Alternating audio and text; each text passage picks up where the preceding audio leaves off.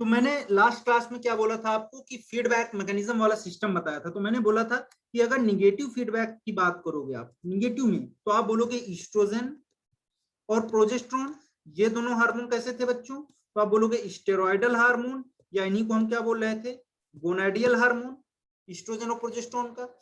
फिर आप बोल रहे थे हाइपोथैलेमस, ठीक है, और फिर आप बोल रहे थे गोनाडोट्रोपिन्स। आगे क्या बोल रहे थे आप? गोनाडोट्रोपिन्स,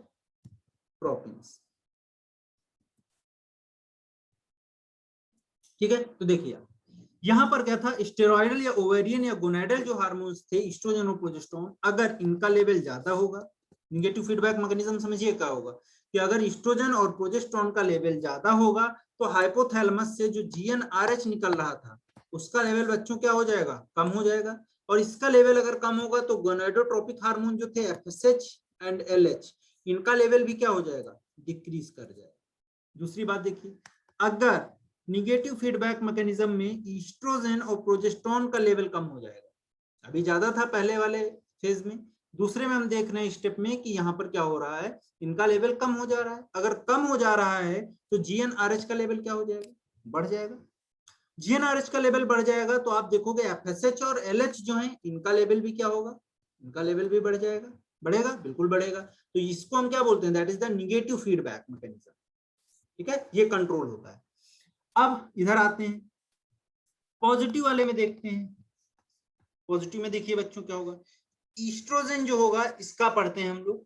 ईस्ट्रोजन का अगर लेवल ज्यादा हो जाएगा, ठीक है, ज्यादा हो जाएगा, तो आप बोलोगे क्या होगा बच्चों, हाइपोथैलेमिक जो हार्मोन थे जीएनआरएच, इनका भी लेवल ज्यादा हो जाएगा। तो आप बोलोगे यहाँ पर इनका लेवल भी ज्यादा हो जाएगा, एफएसएच और एलएच का। अब देखिए ईस्ट्रोजन, जो आप लोग डायग्राम देखोगे, जो ग्राफ देखोगे एनसीईआरटी का, उसमें आप देखोगे कि ईस्ट्रोजन का लेवल जब बढ़ रहा है तो वहां पर जस्ट ओवुलेशन के पहले थोड़ा इंक्रीज कर रहा है स्लाइटली, उसकी वजह से क्या हो रहा है, जीएनआरएच का लेवल बढ़ा, और जीएनआरएच का लेवल बढ़ा तो एफएसएच और एलएच का लेवल बढ़ा।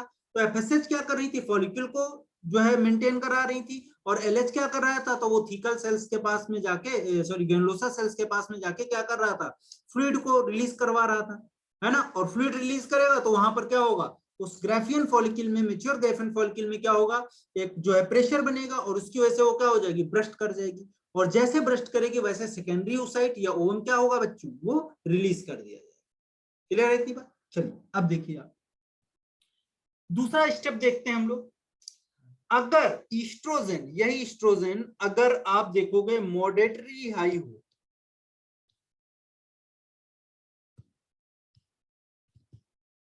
मॉडरेटली अगर हाई हो, मॉडरेट अमाउंट में हाई हो, तो ये क्या करता है बच्चों, निगेटिव फीडबैक देता है।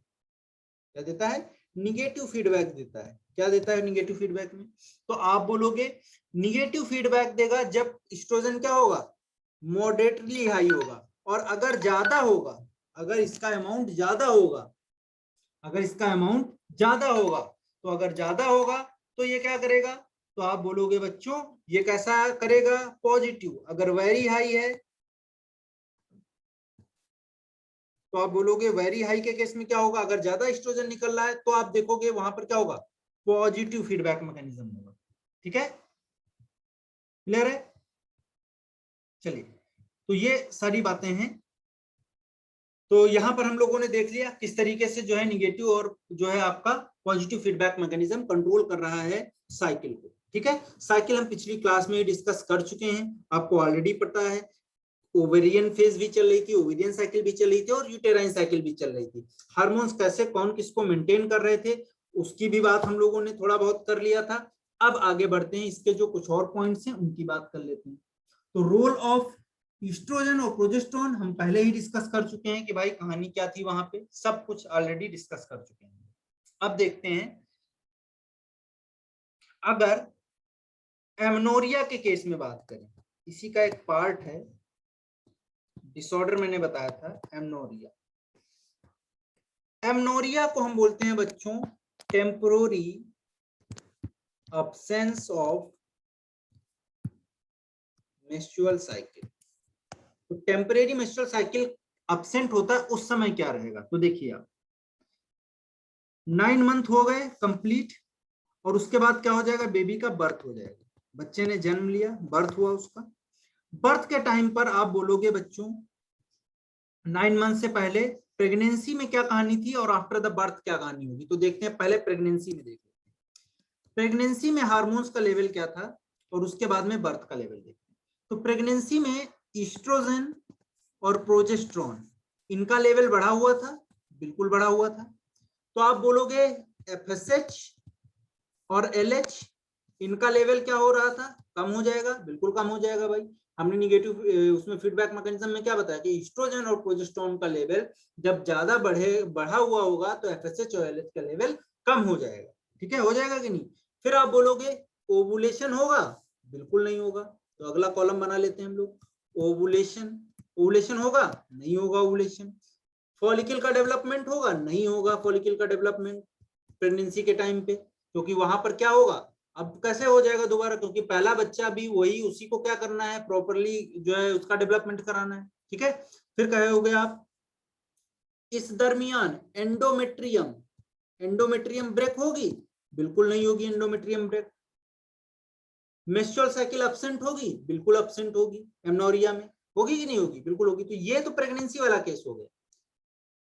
तो प्रेगनेंसी में एस्ट्रोजन का लेवल ज्यादा होगा, प्रोजेस्टेरोन का लेवल ज्यादा होगा। जब इनका लेवल ज्यादा होगा तो क्या होगा बच्चों, इनका लेवल जब बढ़ता है तो अभी देखिए पीछे मैंने क्या बताया आपको, एस्ट्रोजन और प्रोजेस्टेरोन का लेवल जब बढ़ता है तो क्या होता है, जीएनआरएच और एफएसएच एलएच का लेवल घट जाता है। जब इनका लेवल घट जाएगा तो आपको पता है कि क्या होगा, नई फॉलिकल्स नहीं मेंटेन होंगी, और नई फॉलिकल्स नहीं मेंटेन होगी तो दूसरी फॉलिकल्स आके जो है डेवलपमेंट करेंगे नहीं ग्रेफिन फॉलिकल का। तो वही जो अभी जो पहले से जो फर्टिलाइज ओवम है उसको ही हम लोग देखेंगे। ठीक है, तो यहां पर देखिए फॉलिकल नहीं बनेगी, एंडोमेट्रियम ब्रेक होगा, नहीं होगा, ओवुलेशन बिल्कुल नहीं होगा, एलएच का लेवल डाउन हो जाएगा, एफएसएच का लेवल डाउन हो जाएगा।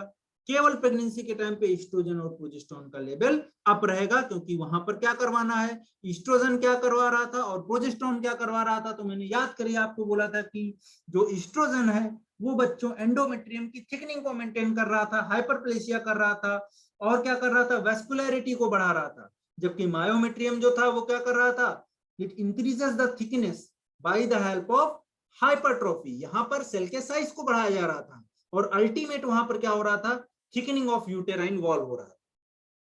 जबकि प्रोजेस्टेरोन जो था वो क्या कर रहा था, इसको एंटी एबॉर्शन हार्मोन या हम लोग जो है इसको प्रेगनेंसी हार्मोन बोल रहे थे, और ये क्या कर रहा था, it increases the secretory nature of endometrium. ये सिक्रेटरी नेचर को एंडोमेट्रियम की उसको जो है बढ़ा रहा था। और जब इसके लेवल को बढ़ा तो वहां पर जो सिक्रेटरी नेचर ऑफ एंडोमेट्रियम था, यानी कि एंडोमेट्रियम से कुछ केमिक जो है फ्लूइड या सिक्रीशन रिलीज हो रहे थे, जिसको बोला गया यूटेराइन मिल्क। और वो यूटेराइन मिल्क क्या कर रहा था, वो जो जाइगोट था उसको क्या कर रहा था, उसको जो है वो न्यूट्रिशन प्रोवाइड कर रहा था। ठीक है, और दूसरा क्या करता था ये प्रोजेस्टेरोन, एडिसिवनेस को बढ़ाता था, एडिशन को बढ़ाता था। क्लियर है बात। चलिए अब देखिए दूसरा काम क्या था इसका प्रोजेस्टेरोन का, तो जो मायोमेट्रियम थी उसके कॉन्ट्रैक्शन को ये डिक्रीज करवा रहा था। तो ये क्या कर रहा था, maintain the thickening of uterine wall, वो थिकनिंग को बना रहा था, कौन, एस्ट्रोजन। और ये क्या कर रहा है, ये जो बन गया उसको मेंटेन करवा रहा है, कौन, प्रोजेस्टेरोन। हाँ ठीक है, तो ये सारी बातें हैं आपकी, क्लियर है। अब चलिए आगे देखते हैं हम लोग। तो प्रेगनेंसी हो गई, प्रेगनेंसी के बाद में आप बोलोगे आफ्टर द बर्थ, 9 मंथ पूरे किया, गेस्टेशन पीरियड, और गेस्टेशन पीरियड के बाद में जब 9 मंथ पूरे हुए तो बर्थ हुआ बेबी का। अब हम क्या बोलते हैं कि प्रेगनेंसी के बाद में, बर्थ के बाद में एक कंडीशन आती है, उसको हम पहले भी डिस्कस कर चुके हैं, that is the lactational amenorrhoea. याद होगा आपको, मैंने ये बताया था आपको, नहीं बताया तो अभी सुन लीजिए, लैक्टेशनल एमनोरिया।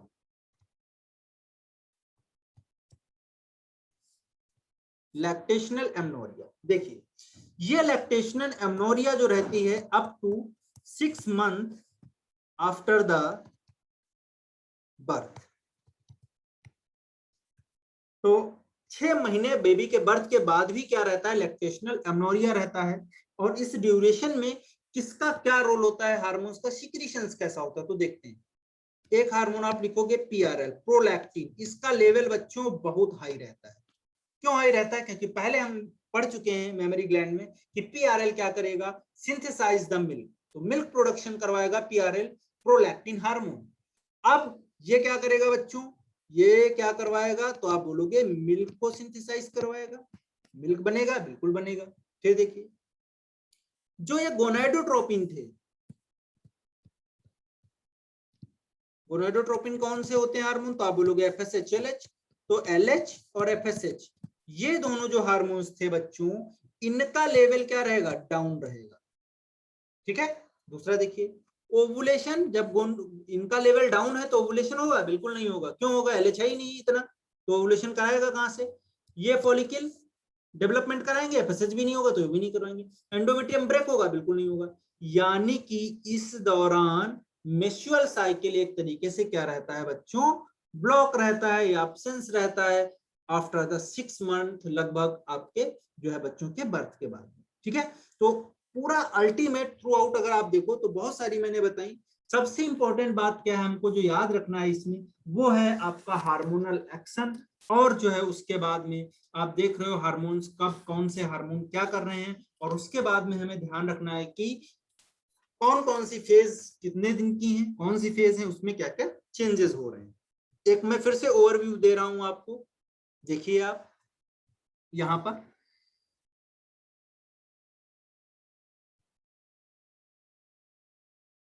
एक अगर हम पूरा देखें,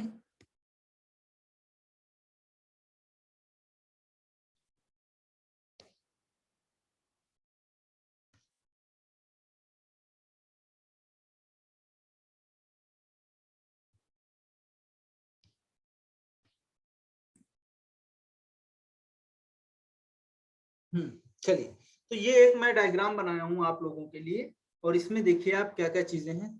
ठीक है, समझते हैं उसको। तो यहां पर बच्चों हम ऐसे इसको बना लेंगे,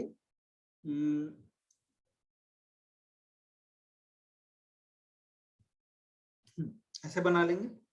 यहां पर देखिए ये जो पूरी साइकिल है वो कितनी है, 28 डेज की है। 28 डेज की है, बिल्कुल है। चलिए देखिए, तो मान लिया हमने यहाँ पर 28 डेज यहाँ पर कंप्लीट होंगे, पहला दिन हमने यहाँ से काउंट कर लिया, फर्स्ट डे ये हो गया। ठीक है। अब देखिए इधर आ जाइए आप, 14 डे हमने मान लिया, ये 14 इधर 14 इधर, तो 28 दिन हो गए लगभग टोटल। ठीक है। तो इस दरमियान देखिए क्या क्या चीजें होंगी।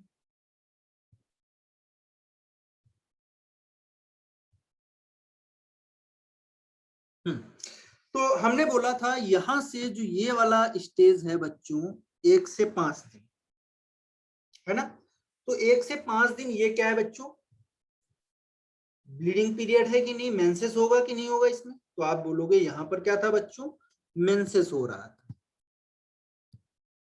और मेंसेस हो रहा था उसमें क्या हो रहा था, एंडोमेट्रियम टूट के ब्लड फ्लो के थ्रू बाहर निकल रहा था। तो एंडोमेट्रियम का क्या यहाँ पर हो रहा था, ब्रेकिंग हो रहा था। और ब्रेकिंग क्यों हो रहा था, क्योंकि प्रोजेस्टेरोन और एस्ट्रोजन का लेवल कम हो गया था। तो मैं यहाँ पर ई और पी, एस्ट्रोजन और प्रोजेस्टेरोन, इनका लेवल क्या हो गया, कम। ठीक है। तो ये बच्चों मेंसेस होगा। क्लियर है। अब देखिए आप, ये आ गए हम छठे दिन के बाद में, देखते हैं वहां पर क्या होगा। तो जो प्राइमरी फॉलिकल थी, जो प्राइमरी फॉलिकल थी वो चेंज हो जाएंगी किसमें बच्चों, सेकेंडरी फॉलिकल में। देखिए यहाँ पर समझिए, ये हमने मान लिया ये प्राइमरी फॉलिकल थी, ये अब चेंज हो जाएगी सेकेंडरी फॉलिकल में। ऐसे यहाँ पर मैं टेम्परेरी स्ट्रक्चर बना रहा हूँ। तो ये सेकेंडरी फॉलिकल थी, ऐसे मतलब सेकेंडरी फॉलिकल, ये प्राइमरी फॉलिकल। तो प्राइमरी फॉलिकल चेंज हुआ सेकेंडरी फॉलिकल में। अब यहाँ पर जो ये सेल्स थी, इनको हम क्या बोल रहे थे, थीका सेल्स। याद करिए आप लोग क्या बोल रहे थे, थीका सेल्स। और थीका सेल्स बच्चों क्या रिलीज कर रही थी, तो आपने बोला था थीका सेल्स रिलीजेस ईस्ट्रोजन। और ईस्ट्रोजन जब ज्यादा अमाउंट में रिलीज हो रहा था तो ये बच्चों क्या कर रहा था, पॉजिटिव फीडबैक मैकेनिज्म को ऑन कर रहा था। क्या कर रहा था, पॉजिटिव फीडबैक मैकेनिज्म को ऑन कर दिया इसने। क्लियर है। अब पॉजिटिव फीडबैक मैकेनिज्म ऑन हुआ, उसकी वजह से बच्चों क्या हुआ, सेकेंडरी फॉलिकल यहां पर आप देखोगे आगे कन्वर्ट हो जाएगा टर्सरी फॉलिकल में। मैं ऐसे बनाया दे रहा हूं इसको, टर्सरी से बच्चों क्या हो जाएगा, यहाँ पर टीएफ लिख दिया, टर्सरी फॉलिकल। और टर्सरी फॉलिकल के बाद में बच्चों क्या बन जाएगा, तो आप बोलोगे मेच्योर ग्राफियन फॉलिकल। यहाँ पर हमने लिख लिया मेच्योर ग्राफियन फॉलिकल। अब ये मैच्योर ग्राफियन फॉलिकल 14वें दिन ये थीकल सेल्स क्या करेंगी, ईस्ट्रोजन का लेवल बढ़ाएंगी, और ईस्ट्रोजन का लेवल जब बढ़ेगा तो अभी मैंने पीछे बताया बच्चों एलएच का लेवल बढ़ जाएगा। बढ़ेगा कि नहीं बढ़ेगा, चलिए फिर से दिखाता हूँ पीछे आपको। मैंने क्या बोला, थीकल सेल्स जब क्या निकालेंगी, ईस्ट्रोजन निकालेंगी। ये देखिए आप, ये यहां से समझिए, जब ईस्ट्रोजन थीकल सेल्स जो है ईस्ट्रोजन को निकालेंगी और उनका लेवल हाई होगा, तो मैंने क्या बोला कि वहां पर एलएच का लेवल भी बढ़ जाएगा। तो यहाँ पर आप देखिए पॉजिटिव फीडबैक जो है मैकेनिज्म में, निगेटिव फीडबैक मैकेनिज्म में, यहाँ पर देखिए ईस्ट्रोजन और प्रोजेस्टेरोन का लेवल जब बढ़ रहा है तो जीएनआरएच का लेवल भी बढ़ रहा है, और यहाँ पर जब इसका लेवल बढ़ेगा तो यहाँ पर क्या होगा, गोनाडोट्रोपिन का भी लेवल बढ़ गया। तो एलएच और एफएसएच का लेवल बढ़ गया, और एलएच क्या करवा देगा, वहां पर फ्लूइड को रिलीज करवाएगा फॉलिकल्स में, और क्या करेगा, एक प्रेशर बनाएगा, जिसकी वजह से क्या होगा बच्चों, वहां पर आपको दिखेगा क्या, ओवुलेशन। तो इस वजह से क्या होता है, ओवुलेशन हो जाता है। ठीक है, क्लियर है, सभी को समझ में आई बात। तो ईस्ट्रोजन का स्पेसिफिक रोल होता है, जब मॉडरेटली हाई होता है तो ये निगेटिव फीडबैक मैकेनिज्म देता है, और जब ये ज्यादा एक्सेसिवली हाई होता है तब ये पॉजिटिव फीडबैक मैकेनिज्म देता है। ठीक है, क्लियर है। और पॉजिटिव फीडबैक मैकेनिज्म जब देगा, वेरी हाई होगा, तो ये क्या करेगा, तो आप बोलोगे जो है जीएनआरएच का लेवल बढ़ेगा, और जैसे थोड़ा ईस्ट्रोजन का लेवल बढ़ेगा तुरंत ही एफएसएच और एलएच का लेवल बढ़ेगा, और एलएच का लेवल बढ़ने की वजह से क्या हो जाएगा, ओवुलेशन हो जाएगा। ठीक है, बहुत बिल्कुल क्रिस्टल क्लियर है एकदम। ठीक है, दूसरा समझ लीजिए फिर से, पॉजिटिव फीडबैक मैकेनिज्म मैंने बता दिया आपको, निगेटिव फीडबैक मैकेनिज्म भी बता दिया मैंने कि ईस्ट्रोजन का लेवल अगर ज्यादा बढ़ेगा, मतलब मॉडरेटली जो है ज्यादा बढ़ेगा, तो वहां पर क्या होगा, जीएनआरएच का लेवल कम हो जाएगा, एफएसएच का लेवल, दोनों में देखो कंफ्यूजन है यहाँ पर, एक को हम बोल रहे हैं मॉडरेटली और एक को हम बोल रहे हैं एक्सेसिवली हाई। ठीक है, तो दोनों में डिफरेंस है, समझिएगा इस बात को आप।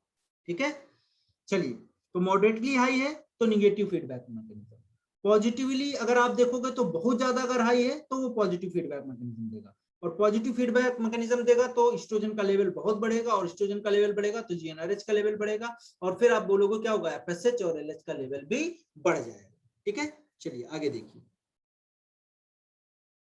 तो ये हम बना रहे थे, एलएच का लेवल बढ़ा, और एलएच की वजह से बच्चों क्या हो गया, ओवुलेशन हो गया, और ओवुलेशन हुआ तो ओवुलेशन में क्या रिलीज हुआ, तो आप बोलोगे सेकेंडरी oocyte, क्या रिलीज होगा, सेकेंडरी oocyte रिलीज। ठीक है, क्या रिलीज होगा बच्चों, सेकेंडरी oocyte, या इसी को बाय डिफॉल्ट एनसीईआरटी बोलती है ओवा। ठीक है, चलिए, तो यहां पर हमने इसको देखा, ये ब्रेक हो गया, और यहां पर क्या रिलीज कर दिया गया, सेकेंडरी oocyte, इसको आप लिख लोगे सेकेंडरी oocyte, ये रिलीज कर दिया गया। सेकेंडरी oocyte रिलीज होने के बाद जो ये वाला पोर्शन था जो बचा हुआ, ये बच्चों क्या बना लेगा, तो आप पहले बोलोगे कॉर्पस हेमोरेजिकम बनेगा, और उसके बाद में ये चेंज हो जाएगा, कॉर्पस हेमोरेजिकम CH बना दिया हमने। कॉर्पस हेमोरेजिकम के बाद में बच्चों ये किसमें चेंज हो जाएगा, तो आप बोलोगे ये चेंज हो जाएगा, यहाँ पर रप्चर्ड ब्लड वेसल्स होंगी, और ये चेंज हो जाएगा कॉर्पस लूटियम। और कॉर्पस लूटियम आपको पता है क्या रिलीज करेगा, प्रोजेस्टेरोन और एस्ट्रोजन रिलीज करेगा। और अगर अब दो फेज थे मैंने बताया, अगर प्रेगनेंसी प्रेजेंट होगी, अगर हो जाएगा कॉन्सेप्शन हो जाएगा, प्रेग्नेंट हो जाएगा, और अगर अब्सेंस ऑफ प्रेगनेंसी, तो आप बोलोगे यहाँ पर ये चेंज होगा कॉर्पस एल्बिकेंस में, और उसके बाद ये ओवरीज में खत्म कर दिया जाएगा। ठीक है, ये वहीं पड़ा रहेगा। लेकिन अगर प्रेगनेंसी प्रेजेंट होगा तो कॉर्पस लूटियम मेंटेन रहेगा 7 दिन तक। इस कॉर्पस लूटियम को कौन मेंटेन करवाएगा, कौन बचाएगा, तो आप बोलोगे बाई LH। तो LH 7 दिन तक LH इसको बचाए रखेगा। ठीक है, लेकिन उसके बाद में क्या होगा, तो वहां पर आप बोलोगे इम्प्लांटेशन हो जाएगा, और इम्प्लांटेशन के बाद में वहां पर ट्रोफोजाइट सेल्स बन जाएंगी, और फिर पिक्चर में बेटा कौन आ जाएगा, तो आप बोलोगे पिक्चर में आ जाएगा ह्यूमन कोरियोनिक गोनाडोट्रोपिन। और ये ह्यूमन कोरियोनिक गोनाडोट्रोपिन अब इस कॉर्पस लूटियम को क्या करेगा, कंट्रोल करेगा बच्चों, कब तक, तो अप टू 3 मंथ। 3 मंथ तक अब कौन करेगा, कार्पस लूटियम को HCG कंट्रोल करेगा। उसके बाद में आफ्टर द 3 मंथ, अगर 3 महीने बाद 7 दिन तक LH, फिर HCG, फिर आप बोलोगे इसके बाद में प्लेसेंटा जो बन जाएगी, प्लेसेंटा से बच्चों क्या निकलने लगेगा, तो आप बोलोगे प्रोजेस्टेरोन, ईस्ट्रोजन, ये सब निकलने लगेंगे और ये क्या करेंगे, एंडोमेट्रियम को मेंटेन करेंगे।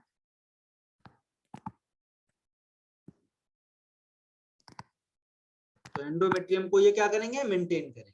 क्लियर है बात की नहीं? उसके बाद ये काम करना बंद कर देगा, आपका कार्पस लूटियम खत्म कर, क्योंकि आप क्या बन गया, लगभग 4 महीने बाद क्या बन गया, जो है प्लेसेंटा का फॉर्मेशन हो गया।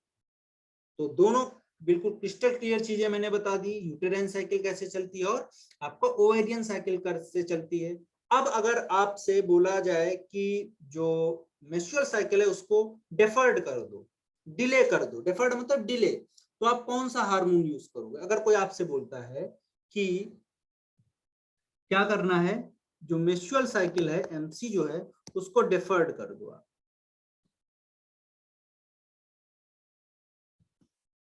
तो डेफर्ड मतलब क्या होता है, डिले।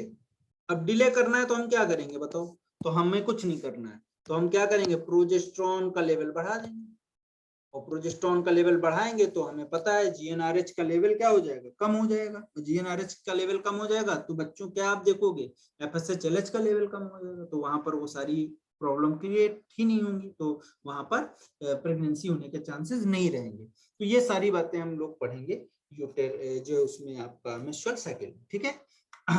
क्लियर है सभी को? चलिए अब कुछ क्वेश्चंस आते हैं, ठीक है, जरा उनकी तरफ हम लोग रुक करते हैं और आपको समझाते हैं। तो देखते हैं भाई कहानी क्या है। अगर आपसे कोई पूछता है डे ऑफ ओवुलेशन,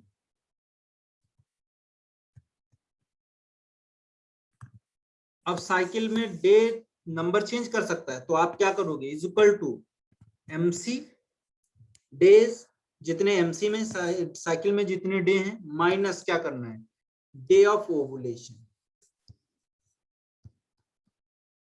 तो ओवुलेशन से हमें क्या निकालना है बच्चों, क्या निकालना है ओवुलेशन से, तो आप बोलोगे हमें ओवुलेशन, सॉरी मेंस्ट्रुअल साइकिल से हमें क्या निकालना है, जो है जितने मेंस्ट्रुअल साइकिल में दिन है उनमें से डे ऑफ ओवुलेशन हम निकाल देंगे, तो हमें क्या पता चल जाएगा, डे ऑफ ओवुलेशन पता चल जाएगा। ठीक है, क्लियर है? मतलब किस दिन ओवुलेशन हुआ ये पूछते हैं, तो आप बोलोगे मेंस्ट्रुअल साइकिल में कितने दिन है, जैसे मान लिया हमने बोला कि 28 डे का है मेंस्ट्रुअल साइकिल, तो हम 14 निकाल देंगे, 14 दिन ओवुलेशन होता है। तो आप क्या बोलोगे बच्चों, डे वाला ओवुलेशन कितना हो जाएगा, 14वें दिन ओवुलेशन। तो इस तरीके के क्वेश्चंस आपसे पूछे जाएंगे। ठीक है, क्लियर है बच्चों? समझ में आई बात कि नहीं है? चलिए अब देखिए एक चीज और क्वेश्चन पूछता है कि अगर प्रोजेस्टेरोन का लेवल बढ़ा हुआ होगा तो एलएच का लेवल बच्चों क्या हो जाए, मैंने अभी बोला कम हो जाएगा, और एलएच का लेवल अगर कम हो गया तो आप बोलोगे कॉर्पस लूटियम जो है वो किसमें चेंज हो जाएगा, कॉर्पस एलबी के लिए। ठीक है, यानी कि प्रेगनेंसी नहीं होगी। ठीक है, ये सारी बातें आपको जब आप एक बार रिवाइज करोगे अच्छे, तो सारी चीजें आपको 1 बाय 1 करके सब समझ में आ जाएगा। ठीक है, प्रोजेस्टेरोन और एस्ट्रोजन का काम क्या है, तो बच्चों जैसे प्रोजेस्टेरोन और एस्ट्रोजन जो होते हैं आपका वो एक जो है आप लोग पढ़ोगे, इनका लेवल जब डाउन होता है तो यहाँ पर क्या होगा, एक जो है प्रोस्टाग्लैंडिन्स वगैरह निकलते हैं। ठीक है, तो प्रोस्टाग्लैंडिन्स वगैरह क्या करते हैं, वैसो कॉन्ट्रैक्शन और यूटेराइन कॉन्ट्रैक्शन को बढ़ा देते हैं। ठीक है, जिससे क्या हो जाए, जल्दी से क्या हो जाए, जो है जो लेबर पेन होता है वो इंड्यूस हो जाता है। तो लास्ट टाइम पे जब पार्चुरेशन होना होता है तो प्रोस्टाग्लैंडिन्स का लेवल बहुत ज्यादा बढ़ जाता है। ठीक है, और प्रोस्टाग्लैंडिन्स का लेवल बढ़ने की वजह से क्या होता है, वैसो कॉन्ट्रैक्शंस वगैरह होने लगते हैं, और उसी की वजह से आप बोलोगे वहां पर क्या होगा, ब्लड सप्लाई या जो है आपका क्या बोलते हैं सेकेंडरी फॉलिकल्स जो होती हैं वो डिजनरेट होने लगती हैं। ठीक है, चलिए तो ये सारी बातें हम लोगों ने यहाँ पर डिस्कस कर लिया है, और बाकी आप लोगों को पता ही है मिनोरेजिया क्या होता है, तो आप बोलोगे मिनोरेजिया का मतलब होता है 40 to 80 ml ब्लड पर ml, है ना। ऐसे होता है डिसएमनोरिया, तो मैंने बोला था पेनफुल मेंस्ट्रुअल साइकिल। पॉलीमिनोरिया का मतलब क्या है, शॉर्ट टाइम के लिए मेंस्ट्रुअल साइकिल। पोस्ट मेनोपॉजल जो फीमेल होती हैं उनमें आप बोलोगे ईस्ट्रोजन और प्रोजेस्टेरोन का लेवल कम रहता है, तो एफएसएच का लेवल उनमें ज्यादा रहता है, जिसकी वजह से यूरिन में आपको एफएसएच देखने को मिलेगा। ठीक है, ये सारे क्वेश्चंस आपको मिलेंगे। ठीक है, तो ये अगर आपको याद रहेगा तो आप आराम से कर लोगे। ठीक है, बाकी तो आई थिंक सब कुछ हम लोगों ने डिस्कस ही कर लिया है। फिर भी अगर कोई आपको डाउट हो तो आप फिर से कांटेक्ट कर लेना, कोई प्रॉब्लम नहीं है। तो आज के लिए यही तक रखते हैं, मिलेंगे हम लोग नेक्स्ट क्लास में एक नए टॉपिक के साथ में। Thank you.